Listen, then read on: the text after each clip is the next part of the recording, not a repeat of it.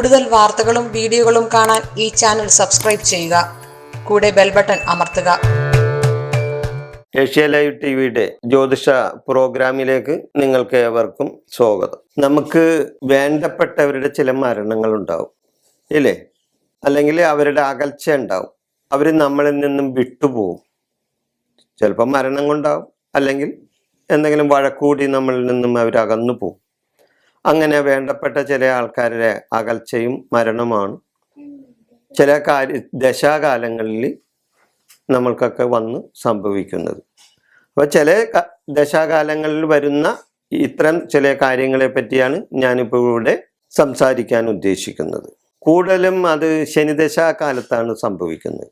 ഏഴര ശനി, കണ്ടകശനി, ജന്മശനി, അഷ്ടമശനി, അതുകൂടാതെ ജാതകവശാൽ വരുന്ന ആ ശനിദശ കാലത്തൊക്കെ നമുക്ക് ഈ വേണ്ടപ്പെട്ടവരുടെ ഈ മരണങ്ങളോ അല്ലെങ്കിൽ അകൽച്ചയോ കൂടുതലായിട്ട് ഉണ്ടാവും.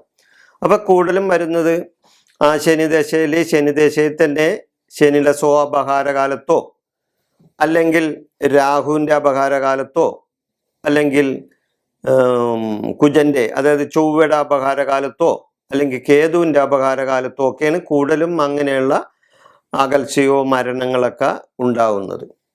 അപ്പോൾ അത് ആരൊക്കെയാണ്? പലരും ഉണ്ടാകും. നമ്മളിൽ നിന്ന് വേർപെട്ടു പോകാനായിട്ടുള്ള ചില ആൾക്കാരുണ്ടാവും.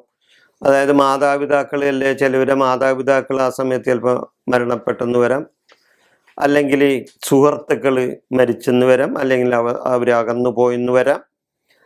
അതേപോലെ തന്നെ ഭാര്യ, പുത്രന്മാർ, ഇവരുടെയൊക്കെ ചിലപ്പോൾ ദേഹവിയോഗങ്ങൾ നമ്മൾക്കുണ്ടായെന്നും വരാം ഈ ശനി ദശാകാലത്തും. അതേപോലെ തന്നെ ഏഴര ശനി, കണ്ടകശനി കാലത്തുമൊക്കെ ഇങ്ങനെയുള്ള ചില ദോഷങ്ങൾ നമ്മളിൽ വന്നുകൂടും. അത് നമ്മൾക്ക് പലപ്പോഴും താങ്ങാൻ സാധിക്കാവുന്ന പറ്റിയ കാര്യമല്ല. എന്നിരുന്നാലും നമ്മൾക്ക് അത് അനുഭവിച്ച് തീരണം. കാരണം അത് നമ്മുടെ ജാതകത്തിൽ അങ്ങനെ പറയുന്നുണ്ടാവും. അങ്ങനെ വേണ്ടപ്പെട്ടവരുടെ മരണം ഇന്ന സമയങ്ങളിലൊക്കെ ഉണ്ടാവുന്നു. ഓരോരുത്തരുടെ ജാതകം പരിശോധിച്ചാൽ ചിലപ്പോൾ ഒരു നല്ലൊരു ജ്യോത്സ്യനാണെങ്കിൽ നല്ല വ്യക്തമായിട്ട് അതിൻ്റെ അകത്തെ കാര്യങ്ങളെല്ലാം നല്ലപോലെ ആ ജ്യോത്സ്യൻ ഒരുവൻ്റെ ജാതകത്തിൽ എഴുതിയിട്ടുണ്ടാവും. ഭാര്യ മരണം വരെയും ഉണ്ടാകാൻ സാധ്യതയുണ്ട് ഈ പറഞ്ഞ സമയകാലത്ത്. ഈ വിഷയം ഞാനിവിടെ അവസാനിപ്പിക്കുന്നു. നന്ദി, നമസ്കാരം.